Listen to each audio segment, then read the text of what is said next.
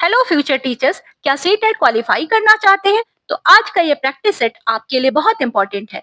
Tricky, concept based and exam oriented video को अंत तक देखिए और खुद को टेस्ट कीजिए आप कितने रेडी हैं। सिंधु घाटी सभ्यता का सबसे बड़ा स्थल कौन सा है? ए लोथल, बी मोहनजोदड़ो, सी धौलावीरा, डी कालीबंगा। सिंधु घाटी सभ्यता के कई महत्वपूर्ण स्थल हैं, लेकिन सबसे बड़ा स्थल जो है ये धौलावीरा है और ये गुजरात में है। यहाँ जल प्रबंधन प्रणाली अत्यंत विकसित थी, शहर की योजना भी बहुत ही सुनियोजित। भारतीय संविधान में समानता का अधिकार किस अनुच्छेद में है? ए अनुच्छेद 14 से लेकर 18 में, बी अनुच्छेद 19 से लेकर के 22 और सी में दिया है आर्टिकल 23 से लेकर 24, डी आर्टिकल 32। समानता का अधिकार जो है भारतीय संविधान के अनुच्छेद 14 से लेकर 18 तक में दिया गया है, जिसमें कानून के समक्ष समानता, भेदभाव निषेध और उपाधियों का उन्मूलन शामिल है। बक्सर का युद्ध किस वर्ष हुआ था? ए 1757, बी 1764, सी 1772, डी 1781। फ्रेंड्स, बक्सर के युद्ध के बारे में पूछा जाता है तो यह 1764 में हुआ था। और एक चीज और ध्यान रखिएगा, जिसमें अंग्रेजों ने किसको हराया? तो बंगाल, अवध और मुगल सम्राट की जो संयुक्त सेना थी इसको हराया। ये क्वेश्चन पूछता है। यह भारत में ब्रिटिश सत्ता की नींव मजबूत करने वाला एक महत्वपूर्ण युद्ध था। पृथ्वी पर ऋतुएं बदलने का मुख्य कारण क्या है? ए पृथ्वी का घूर्णन, बी पृथ्वी का अक्षीय झुकाव, सी सूर्य की दूरी, डी चंद्रमा का प्रभाव। पृथ्वी जो है अपने अक्ष पर 23.5 डिग्री 23.5 23.5 डिग्री झुकी हुई है और ये सूर्य के चारों ओर परिक्रमा करती है। इसी कारण से ऋतुएं बदलती हैं। ऑप्शन नंबर बी सही है, पृथ्वी का अक्षीय झुकाव। अगला प्रश्न है, भारत छोड़ो आंदोलन कब शुरू हुआ? तो ऑप्शंस को आप देख लीजिए और फ्रेंड्स आप भी कमेंट बॉक्स में लिखते चलिए ए ऑप्शन सही है कि बी सही है। इससे आपका कॉन्फिडेंस बूस्ट होता है। तो भारत छोड़ो आंदोलन जो है 8 अगस्त 1942 ऑप्शन नंबर बी सही है, महात्मा गांधी द्वारा शुरू किया गया था, जिसका उद्देश्य था ब्रिटिश शासन को समाप्त करना। हड़प्पा सभ्यता में निम्न में से कौन सा अनाज प्रमुख था?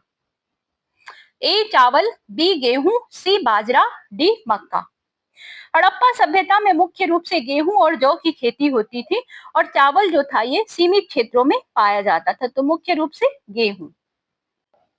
कांजीरंगा उद्यान किसके लिए प्रसिद्ध है? बाघ, एक सिंग वाला गैंडा, सी हाथी, डी शेर। कांजीरंगा राष्ट्रीय उद्यान जो है सबसे पहले हम जान लेते हैं कहाँ पर है। तो असम में है, हमारा एक राज्य असम यहाँ पर स्थित है। यह एक सिंह वाले गैंडे के लिए प्रसिद्ध है, विश्व में प्रसिद्ध है फ्रेंड्स। मूल अधिकारों का संरक्षक कौन है? यदि हमारे फंडामेंटल राइट्स को कोई डिनाय करता है तो इसका संरक्षक कौन है? ए राष्ट्रपति, बी संसद, सी सर्वोच्च न्यायालय, डी राज्यपाल। सर्वोच्च न्यायालय जो है संविधान के अनुच्छेद 32 के तहत हमारे जो फंडामेंटल राइट्स हैं उसका रक्षक है। ऑप्शन नंबर सी सही है, सर्वोच्च न्यायालय। अगला क्वेश्चन जो है ये मैप से संबंधित है दोस्तों। ये बड़ा ही महत्वपूर्ण क्वेश्चन है।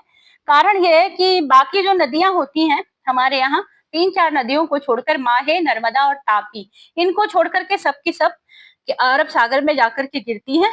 तो बात कर लेते हैं नर्मदा नदी किस दिशा में बहती है। तो नर्मदा भारत की एकमात्र ऐसी नदी है जो पूर्व से पश्चिम दिशा में बहती है। मौर्य साम्राज्य का संस्थापक कौन था? मौर्य साम्राज्य की स्थापना चंद्रगुप्त मौर्य ने चाणक्य की सहायता से की थी। इलाहाबाद संधि 1765 का मुख्य परिणाम क्या था? ए प्लासी युद्ध समाप्ति, बी कंपनी को दीवानी अधिकार मिलना, सी मुगल सत्ता का अंत, डी मराठा शक्ति का उदय। 1775 में इलाहाबाद की जो संधि हुई इसमें मुगल सम्राट शाह आलम द्वितीय ने ईस्ट इंडिया कंपनी को बंगाल, बिहार और उड़ीसा की दीवानी के अधिकार दे दिए। इससे कंपनी की जो आर्थिक शक्ति थी वो बहुत ज्यादा बढ़ गई। ऑप्शन नंबर बी सही है, कंपनी को दीवानी अधिकार मिलना। फ्रेंड्स, आपको अब तक हमारी वीडियो अगर अच्छी लगी हो तो हमें एक लाइक जरूर दें। स्थायी बंदोबस्त किसने लागू किया था? A lord Wellesley, B lord Cornwallis, C Warren Hastings, D lord Dalhousie. 1793 में 1793 में लॉर्ड कॉर्नवालिस ने स्थायी बंदोबस्त को लागू किया, जिसके तहत जमींदारों को भूमि का मालिक बना दिया गया। उसमें निश्चित राजस्व भी वसूला गया किसानों से। काली मिट्टी किस फसल के लिए सबसे उपयुक्त है? तो फ्रेंड्स, काली मिट्टी में नमी बनाए रखने की जो क्षमता होती है वो ज्यादा होती है, इसी कारण यह कपास की खेती के लिए सबसे ज्यादा उपयुक्त मानी जाती है। इसका एक और नाम भी, इसको रेगुर मिट्टी भी कहा जाता है। भारतीय संविधान में न्यायिक पुनरावलोकन की शक्ति किसके पास है?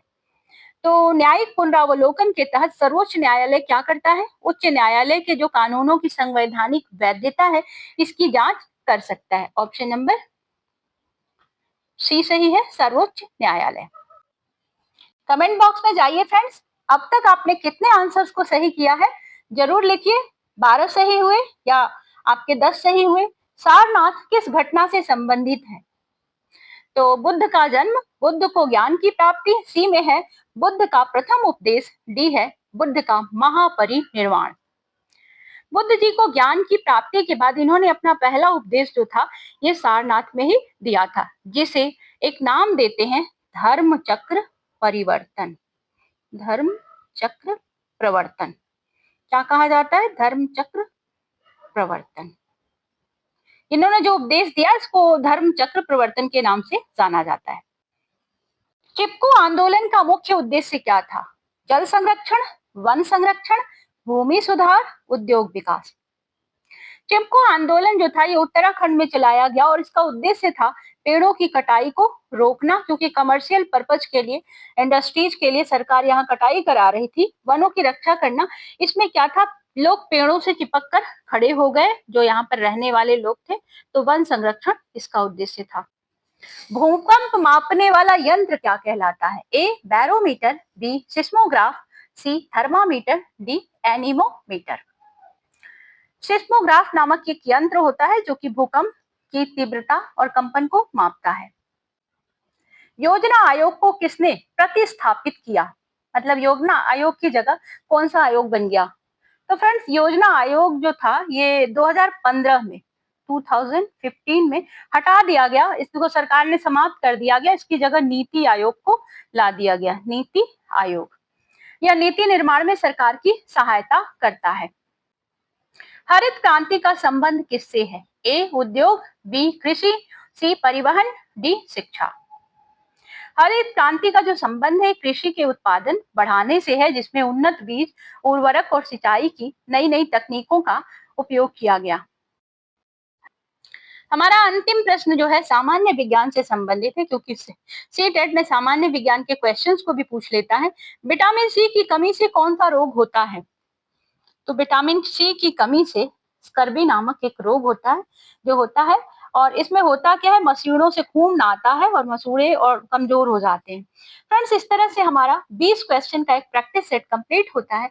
यदि आपको इस तरह का प्रैक्टिस सेट पसंद आता है तो हमें एक लाइक जरूर दें, और हाँ, अगर आप इसी तरह के और भी प्रैक्टिस सेट को हल करना चाहते हैं तो हमारे चैनल को सब्सक्राइब कर लें।